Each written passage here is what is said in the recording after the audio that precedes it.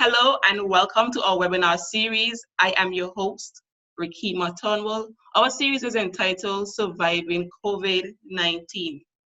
Surviving COVID-19 is a webinar series that is geared to bring informative and insightful sessions to you that can help you to get through COVID-19. COVID-19, as we can all agree, has presented unprecedented challenges.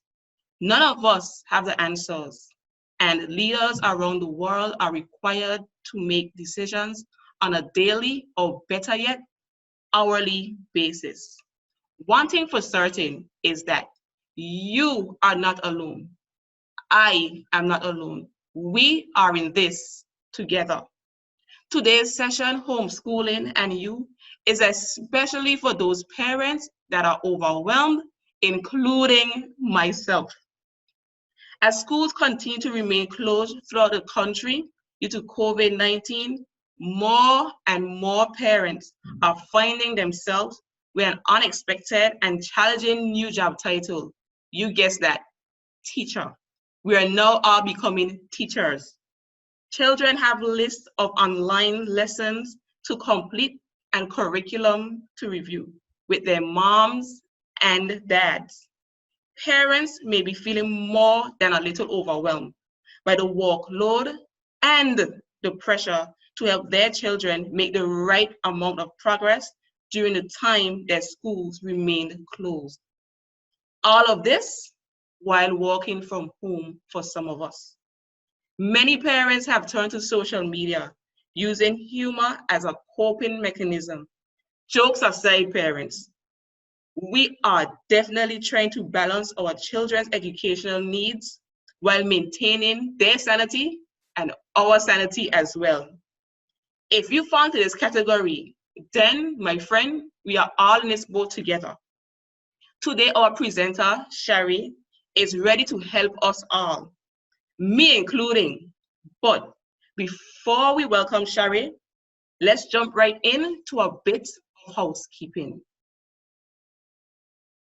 Your audio will remain on mute while your video turn off throughout the presentation so that we can all have an enjoyable experience. Questions will be accepted at the end of the presentation. And to ask any questions, please raise your hand virtually to be acknowledged or use the chat option. At the end of the presentation, this presentation will be available via our YouTube channel.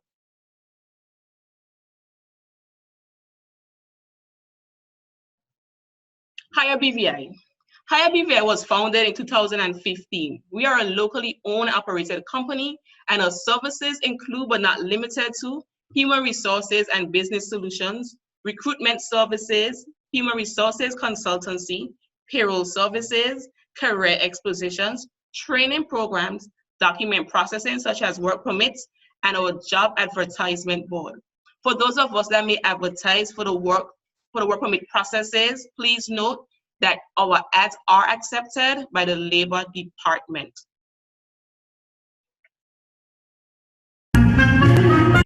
So you're saying I can ask this cat any question? The cat is connected to the computer. You just type in the question, it will read his mind. There the answer comes.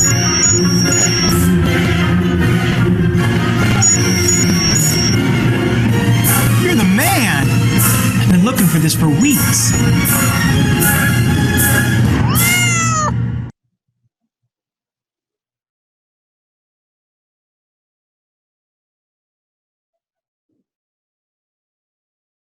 About your host. I am your host, Rekeema S. Turnbull. I am dedicated to seeing individuals, teams, and organizations succeed. I simply aspire to inspire. I have over 15 years of combined experience in various industries, and my educational background includes a Master of Business Admin in Global Management from the Ashford University, a Bachelor of Arts in Accounting from UVI, Level 7 Diploma in Strategic Management and Leadership from CMI, Six Sigma Green Belt certification from the Management and Strategy Institute, and a certification in Business Continuity Management from the Institute of Business.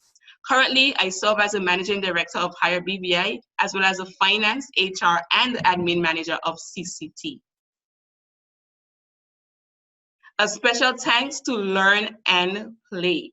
Learn and Play is a locally owned company which focuses on building a fun, interactive learning experience by encouraging an academic environment in which learning is primarily through purposeful play. Whoever knew that you could learn and play? But we will learn today. Their services include, but are not limited to, providing individual and group sessions to support children in learning, providing support and coaching for parents to assist children in learning, as well as providing manipulative tools and games which help to make learning more interactive and fun for children. You can contact them at 284-441-5592. A special thanks to CCT.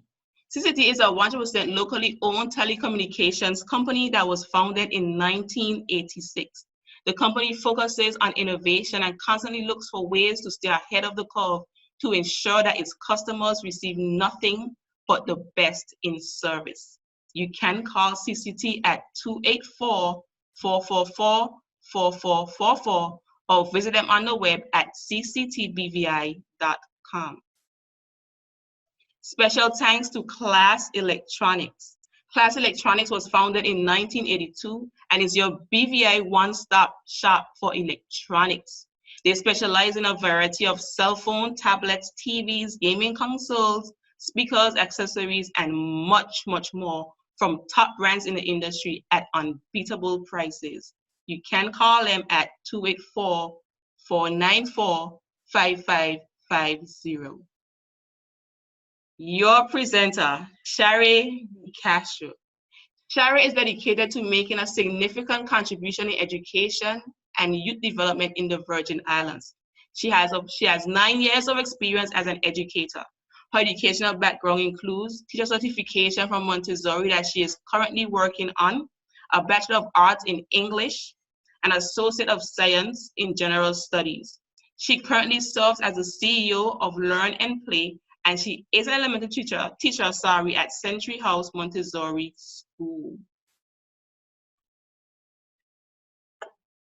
I now present to you Cheri Castro.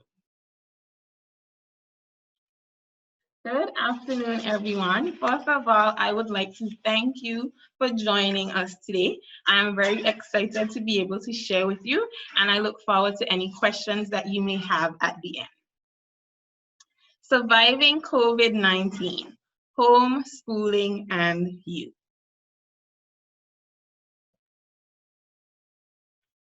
Today, we will be talking about homeschooling tips for parents. How can you make homeschooling or distance learning work for you and your family? Now, I'm sure you're focused at the image on the screen, and I want you to pay close attention to it because this is exactly what I don't want to happen at the end of today. I do not want you to leave this presentation feeling like you have loads of things that you have to do, and then you end up toppling over under all of it and thinking about, okay, how can I do this? How can I do that? I want you to leave feeling rest assured that you can do it because you can. And my aim here today is to give you the necessary tools to be able to do that, okay? So here we go. First of all, I want you to remember that you are enough. I need you to remember that as you take on this homeschooling challenge, it will be a challenge for many, but we are here today because we have decided to accept that challenge. And so I need you to remember that the only qualification that makes you a good homeschooler is your willingness to do it. You are here, we are all here in this moment because we have to do it. And your willingness to do it will show a huge support to your children. Please do not preoccupy yourself with worrying about if you are rusty in math or if you are rusty in science. There are countless online resources that are available to help you, and they will help to fill the gap during this crisis. I want you to remember that this is also a learning experience for you. So enjoy the chance to learn alongside your children as well. Understanding also as an educator that I have, I'll refer to you as students because you're learning right now, as we all do. We are lifelong learners, that some people may learn from hearing me, but some people also need to see it. So going forward, that's why I have the pointers on the screen for you to be able to pay attention to as well. I want you to also remember that it is okay to feel how you feel. If you feel overwhelmed, if you feel angry, there are days that you are going to feel frustrated or even nervous. There are days where you're only going to feel just one of these emotions, and then there are days where you're going to feel them all, where it's going to feel like you are on a roller coaster.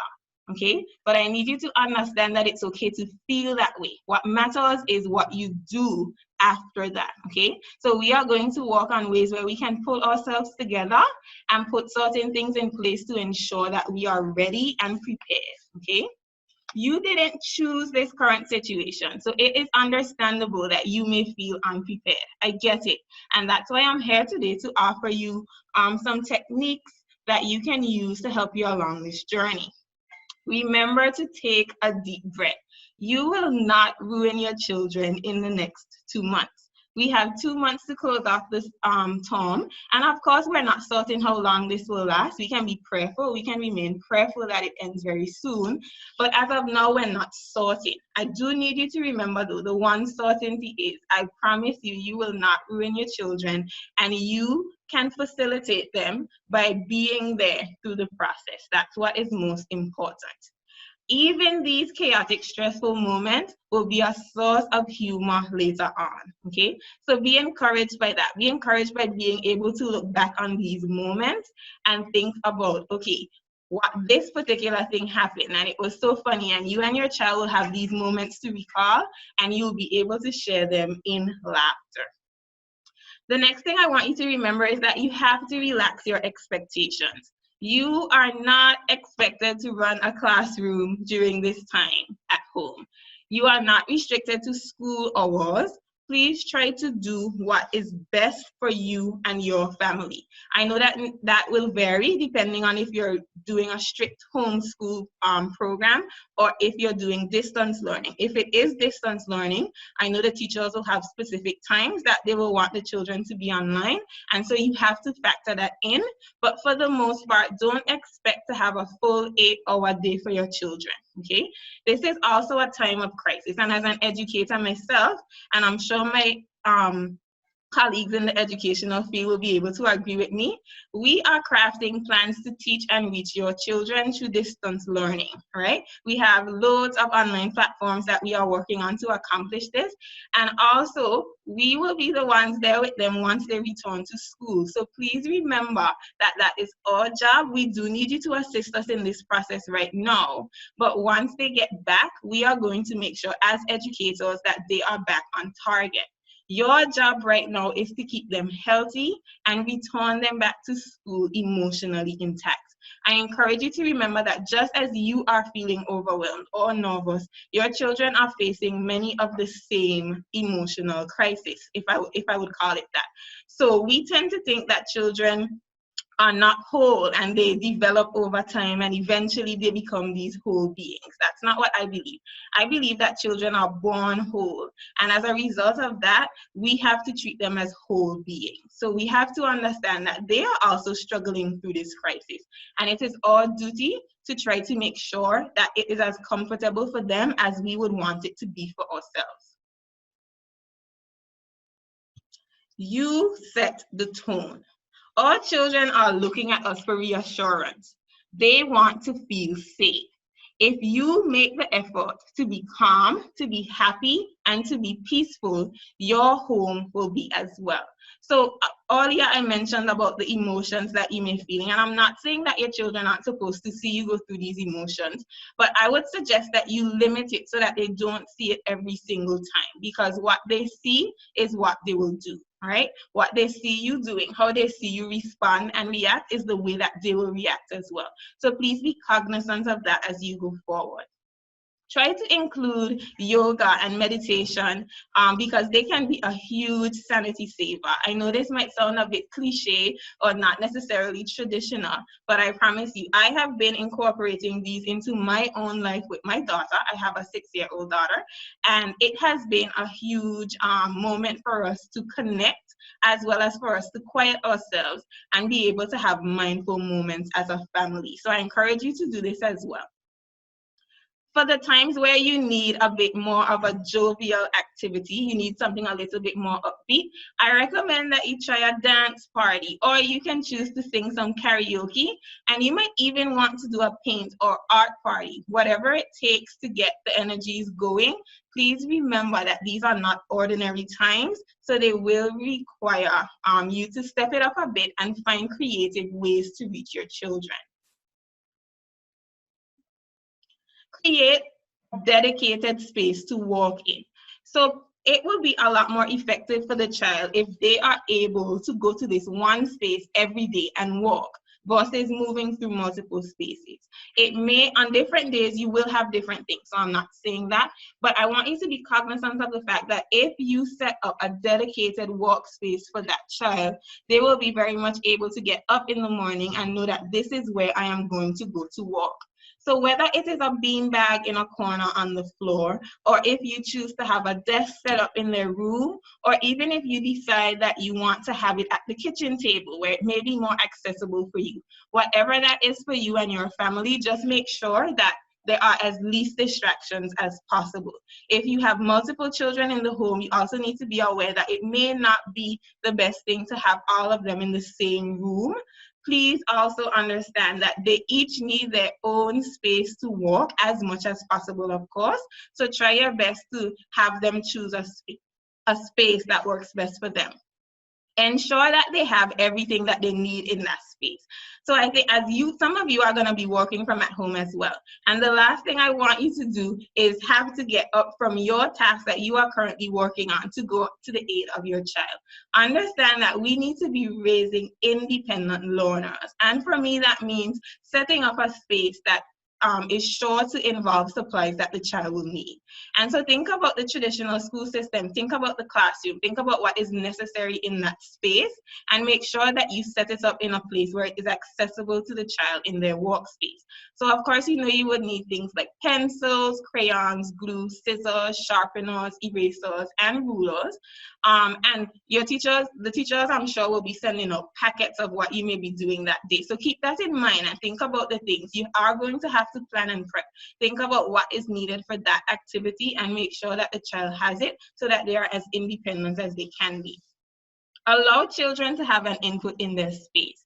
They should be allowed to personalize it. Understand that it will feel like their space. So even if it means that you have a little art party, like I suggested earlier, and you have them do a drawing and a painting, and then you allow them to hang it in their space, or if they love to crochet, or if they love to sew, whatever it is, have them design their space in a way where it feels like their own, and that will help them to get along their day. Make a schedule. Try to keep it consistent, but understand that there are days when it won't be the same. For those of you who have a schedule that will come from your teachers, it won't be as fluid or as free for you to move through. But if you're doing more of a homeschooling journey or online study that doesn't require you to be present with the teacher online all of the time, understand that you can have some fluidity there. So the teacher may say that the child needs to do math, science, language today, and you might say, okay, I want them to do math first, but that's not always helpful for a child. If there is flexibility, please allow the child to say, no, I want to do journal first today, and then I'll get on to math. Allowing them to feel like they have a role to play in their education is going to be very helpful to help them along in this process. Try to get most of the child's work done in the morning as much as possible. There have been many studies proven, and I've seen it in my own classroom experiences, children work best during the morning work cycle. And so it is pivotal for you to try to get as much done during that time. Keep them engaged, keep them active. active. And then during the afternoon hours, you can choose to do more fun and engaging activities. You can choose to play games which encourage critical thinking. So for example, you can choose to play chess, Chinese checkers, Connect 4, and those are just 4 that I've listed. But there are loads of games that teach critical thinking skills and many other skills that you will be able to incorporate in your homeschooling and distant learning journey. Try to incorporate chore time as well into the schedule, because practical life skills are very important. If we want to raise whole children, we have to make sure that they are able to function in everyday life. And that means making the bed. That means helping to prepare breakfast and lunch and dinner, whatever the meal may be. Please allow the child to feel like they are part of the home as well. I know we grew up traditionally saying, okay, I am cooking spaghetti and meatballs today. But you can even say, I'll use my daughter's name, Anaya, what would you like today? Or Anaya, let's sit and create a meal plan for the week. And that helps the child to feel like they have scheduling. Okay, what ingredients am I going to need to prep for this meal? All of these things are ways that we can keep our children engaged during this very unusual time. Get outside as much as you can. I love the environment, and I think more lately in my life, I've chosen to be more, enjoy Mother Nature more, because Mother Nature has so much to offer. So whether you decide to go outside and have a bike ride or a nature walk, play in the yard. We grew up in my grandmother's yard using the trees as an oven and mixing dirt and stones and leaves to cook. I encourage you to allow the children to interact with the environment, because again, many studies have shown that interactions with nature really help children in terms of their imagination, and it allows them to stay entertained for a very long period of time. So imagine you sitting outside on the steps or the staircase, working on something, and the child is just free to roam around the yard space and occupy their time in a space where you are also able to keep an eye on them as well. While you're out there, you can try to incorporate learning into the outdoor time. And so have the child go on a nature walk, for example. My daughter and I did that this week, and she collected leaves, she collected rocks, dirt, loads of things that she saw in the environment. We even went into a discussion on, is this man-made, is it not? She's always very upset when she finds that people have littered or things like that. That's a whole other lesson there about why we shouldn't litter, how we are being harmful to the environment and things like that. But we also decided to use these little things that we had found, some of them big things, and we spelled out words. So if your child has a particular spelling list that week, that's one of the things. In your interactions with nature, I encourage you to be creative and allow them to sit there and spell out their spelling words using the things that they have found in nature as well. As they collect rocks, shells, whatever they may find, we can use them as manipulatives for math activities. So if I collect 10 rocks, for example, I can divide them by 2. I'm dividing them into 2 groups, and the child will see in a hands-on, practical way that answer is 5.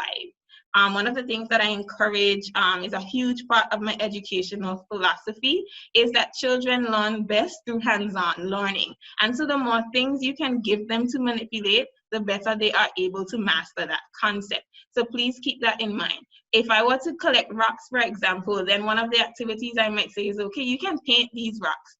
You can paint these rocks. Be creative. Please don't think that you are limited in your capacity to be creative during this time. There are many ways that your child can learn. Try your best to maintain social connections. Now, I understand that children need social interactions. They are in a developmental stage which requires them to want to interact with their peers. And they are in the home. They are stuck in the home far more than they have ever been in their life. So please understand that they are going to be yawning and craving social interactions. I encourage you to find ways to keep them connected to their friends. For those of you where your children will be on online classes, they will be able to see their peers, but they will be that time will be used predominantly for academic time versus social time. So I encourage you to plan virtual play dates where they can gather with their friends, even if they're just having a snack or they're discussing the day's work. This will help them to cope with everything that is going on. Also allow them to Skype or Zoom or whatever FaceTime with family members who may not be in the immediate household, because that will also help them to continue to maintain those connections and help them to feel a lot more comfortable during this unprecedented time. Make learning fun. And this is my last point. I want you to make learning fun. As an educator, I mentioned before, through learn and play, I essentially want to advocate that children learn best through purposeful play. And once you understand this, you will be able to manage or maneuver your homeschooling and distant learning days to incorporate an active learning experience. Children need to have hands-on interactive learning methods.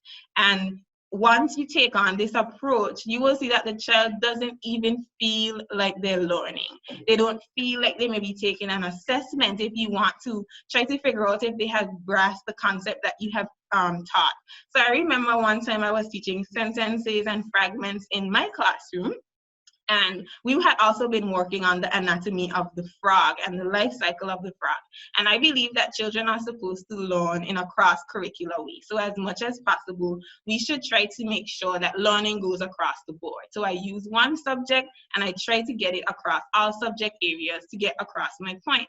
And so I wanted to understand if they had grasped the concept of fragments and sentences, and I lined them up in a line in the classroom, and I read some sentences and fragments to them that had to do with frogs. And I asked them to leap one time if it was a fragment and leap 2 times if it was a sentence. And so through that, I was able to get them going. That's motor skills, that's action, that's activity and exercise. But I was also able to assess if they had grasped the concept. And so I encourage you to do that as well. If you want to be sure if they have mastered a particular skill that the teacher has presented or that you have presented, try to find a creative way to do that. It does not always have to be pencil to paper. In fact, I am a stern advocate for as limited pencil to paper as possible. Children should be given the chance to explore and make discovery. So as you keep that in mind, try to gauge the learning experience at home in that way. So for example, if I am teaching germination, the regular thing to do may be, okay, I am going to print off a worksheet online and I want the child to see that this is the seed, this is what happens.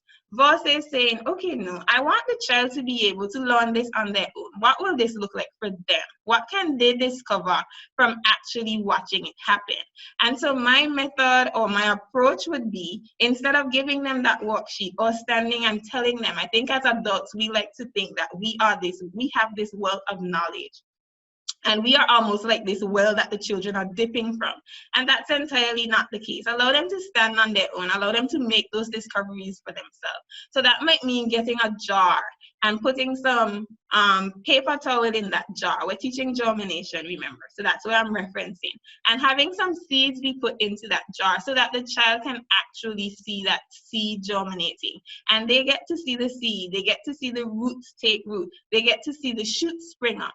And then eventually they get to go and plant that seed. And then eventually they have to water that seed to ensure that it is kept well. And then as time goes on, they get to eat from that seed. And so that's how children learn best. Try to make it as engaging, as discovery driven, and as purposeful as possible. You can use things already in your home as learning tools. So I encourage you to get creative. You don't have to purchase more things. You do not. And so I'm going to give you 2 examples of this, and then in a question and answer segment, if you have any more or any specific topics that you might want me to weigh in on how you can teach these topics, I am more than happy to help you do that. Every home has Legos. In fact, many parents detest them because they oftentimes find themselves tripping over them. I have had moments where I've hidden them from Anaya, but then I've also had to decide to respect her creativity. She's a very creative child, and I'm sure most of your children are as well. In fact, children are naturally born creative. We tend to stifle it out of them. We tend to try to put them into a box. So during this time, I encourage you to not do that. Give them the chance to be creative. And that means getting out the Legos. In fact, for me, it means keeping the Legos in a place that is accessible to them every single day. So that might be one of the things that you decide to put in their space, that they can go and get and use as often as they would like. If the teacher is teaching plants that day, you might ask them to construct Legos, construct a plant out of Legos. But there are so many things that we can do with Legos. We can do color sorting. Now, I tried to list activities because I know that there would be a range of parents on here. And so that means that the activities would have to be at different age levels. But we could do things like color sorting. We could do spelling practice. They could use the Legos to spell words. We could do counting practice, counting the Legos. We could do number identification, putting out 5 Legos and asking them to count it and say, okay, this is 5. And they'll feel like they're playing because Legos to them are toys, but we are deciding to use that as a manipulative in the learning environment to help them along. We could also decide to try to get the child to learn patterns. So it might mean you building one and then having them create it, or it might mean you starting to build one and asking them, how would this pattern continue? And this is also critical thinking. This allows the child to think, okay, I have a red one, then I have an orange one, and I have another red one. So what would come next? And in their mind will help them to understand because they see it, because they can touch it, that what color would come next. We can also use Legos to learn about fractions. I put this image on the screen just so you can get an idea. And what made me incorporate this was I had a parent ask me recently, how can I teach fractions to my child? And I was like, do you have Legos at home? And they were like, of course. So this is one way. Think about the things that you have. You have these Legos and you can use them to add, to subtract, to multiply all sorts of fractions. So this is one way that we can use Legos, which is in every home, as a learning tool. You can also use activities that you are already doing as learning activities. You don't have to entirely reinvent the wheel. So for example, fractions is the hot topic, it seems to be recently, because I reached out to another parent and did the same, and that seems to be something that students are working on right now. So you can use your practical life activities in the home, like baking, to develop these skills. So if you decide that you're gonna bake a chocolate cake today, first of all, we're learning loads of things. We're not just learning fractions, we're learning measurements because the child has to measure 1 cup. We even see fractions come in because they have to measure a half cup or a quarter cup. But then once this thing is finished, you can decide, okay, this is the whole cake, right? This is half of the cake. This is quarter of the cake. And you go right down, and you can even go into adding, and you can try to get the child to manipulate this cake. That is something that they're going to eat as well, but they get to enjoy it as a learning experience as well. We could use fruits, whatever we may be preparing for that, that particular day, as to learn as well in terms of cutting up the apple or cutting up the orange. If you're fearful of them using a knife, you can use an apple cutter, and that will give you specific fractions. But I just want to encourage you to be creative. Get creative and make sure that you use the things that you already have at your disposal to help you along this learning journey. I look forward to hear any questions that you may have. I hope that you found this helpful. And when we get to the question and answer section, I am happy to entertain any other specific questions you may have about how you can teach a particular topic. Thank you so much again for joining me. I would like to thank Rekeema and HireBVI for the opportunity. I am always keen to be of service to my community, especially in what is near and dear to my heart, and that is education. So thanks again, and I look forward to answering any questions that you may have. That was a very informative session. I learned a lot. I am still overwhelmed because it was a lot of information, but I am rest assured that this will be available via our HireBVI YouTube page hereafter. So you can always go back and have a look at it to just review. You take some notes. There was a lot of good gems in there, like I like to call them. Those are some really, really good gems. You can definitely get in contact or stay in contact with Cheri. Her number is on the screen. That number is 284-441-5592. That is 284-441-5592. I'll go ahead and put it up in the chat for you to actually have it. You can contact her here after. Okay. This time, do you guys have any questions?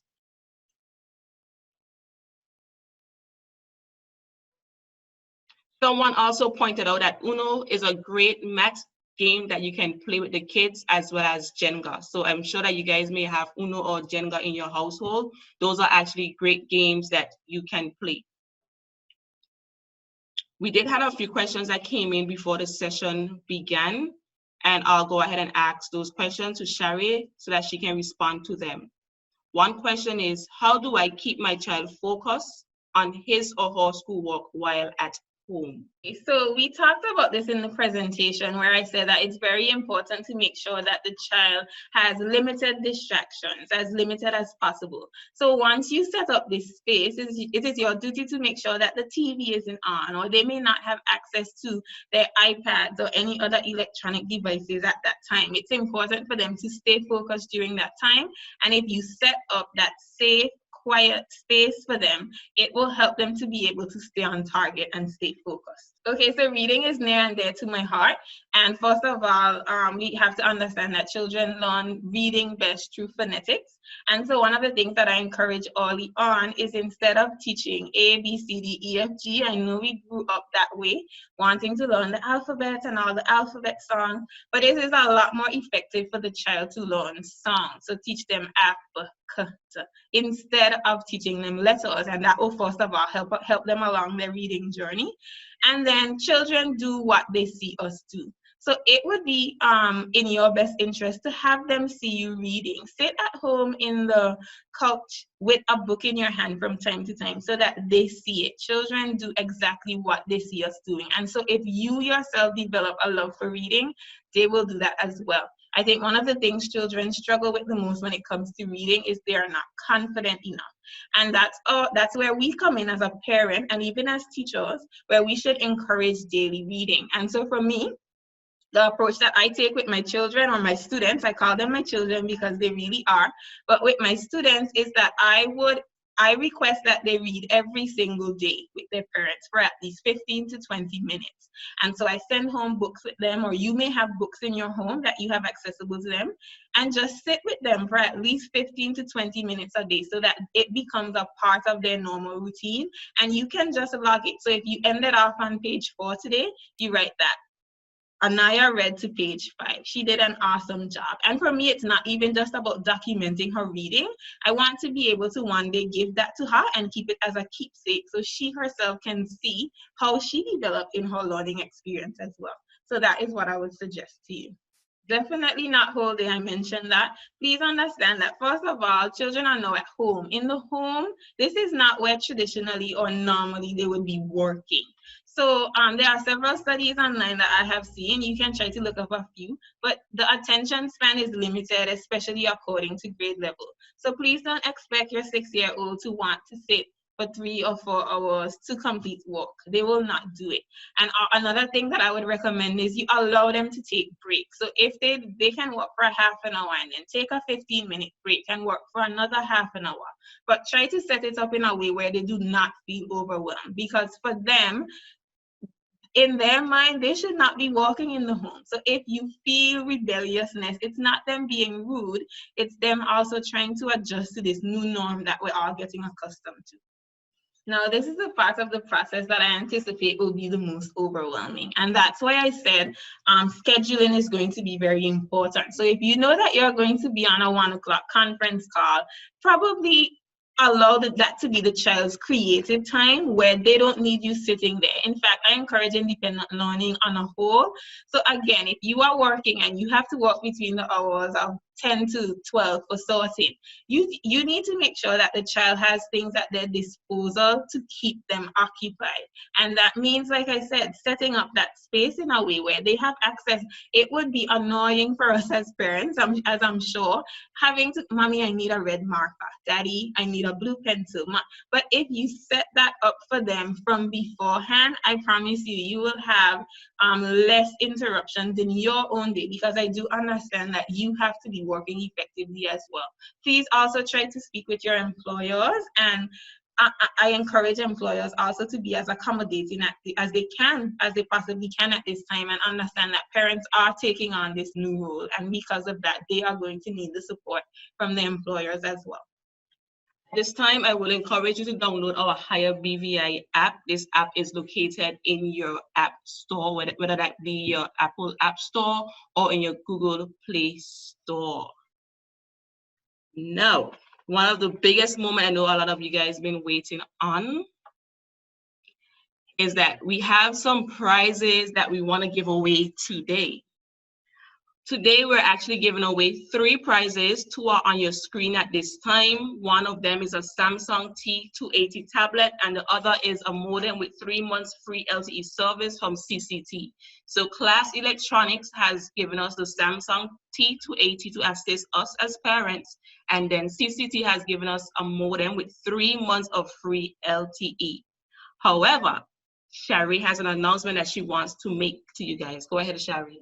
I believe that it is a time for us to give back. And so because of that, I've decided to try to give back as well by offering a virtual session to one of the persons on this call today, where you will be able to come on Zoom with me and chat with me, tell me exactly where your child is academically and some of the needs that they may have, maybe a topic that you are struggling with, and I will give you step-by-step methods or ways that you can use to engage this child at home, and I will basically be available to coach you through your distance learning or homeschooling journey. At this time, I want to thank everyone for participating and tuning into our session today. It was a very informative and insightful session. We did have fun at the end of the session. We had 3 lucky winners. Our winners today are Shanice Letsum, Cara Christopher, and Kindle Sheriff. Thank you all for participating today, and do look forward to other COVID-19 sessions. You can follow us on Facebook, Instagram, and LinkedIn, all at HireBVI. We are on the web at HireBVI.com. You may telephone us at 284-442-4473, or you may email us at info@HireBVI.com. This has certainly been a great session. Thank you all, and keep looking out for more, because together we will survive COVID-19.